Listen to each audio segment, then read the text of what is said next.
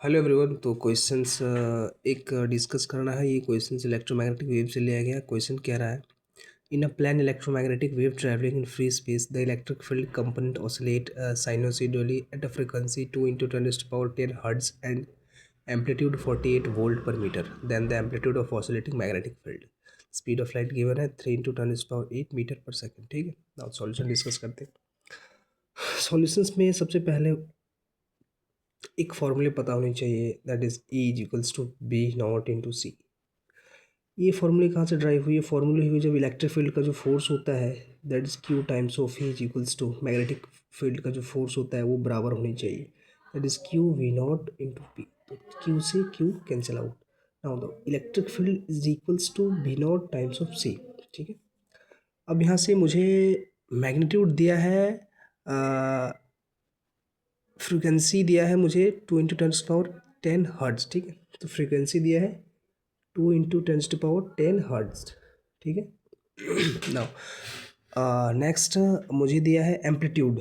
Amplitude दिया है मुझे कितना, दिया है 48 volt per metre. Electric field का एम्पलीट्यूड 48 वोल्ट पर मीटर। ठीक है, अब यहाँ से मुझे पूछा है मैग्नेटिक फील्ड का जो एम्पलीट्यूड है वो क्या होगा। ठीक है, तो E=B0 तो आप ये शुरू में देख चुके हैं, बस इसी से मुझे ये मैग्नीट्यूड निकालनी है B0 की। ठीक है, तो B0 E/C लिख सकते हैं क्या? बिल्कुल लिख सकते हैं।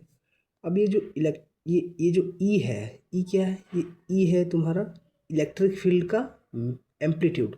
ठीक है, अब इलेक्ट्रिक फील्ड का एम्पलीट्यूड क्या दिया है?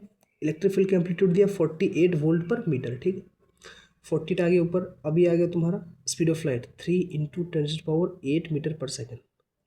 ये 16 टाइम कैंसिल हो गया। 16 इंटू ये जब ऊपर जाएगा तो 10⁻⁻8 आ जाएगा। ठीक है, तो यहाँ जो मैग्नेटिक फील्ड का जो मैग्नीट्यूड आ रहा है वो हमारा आ रहा है 1/6 × 10⁻8 टेस्ला।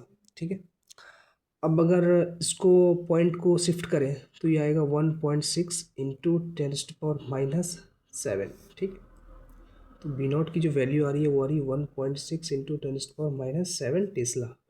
ठीक है, ये हमारी आ रही है मैग्नीट्यूड ऑफ मैग्नेटिक फील्ड।